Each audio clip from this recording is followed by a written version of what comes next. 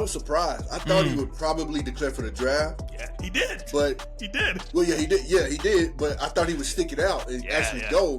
Yeah. But changed his mind and said, I'm going to Miami.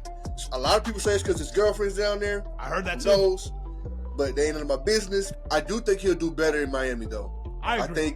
I think Georgia was just tough for him. And let's be honest, Deshaun. Let's be honest. He won't be in the SEC no more. He'll be in the ACC. So yeah, the SEC is tough.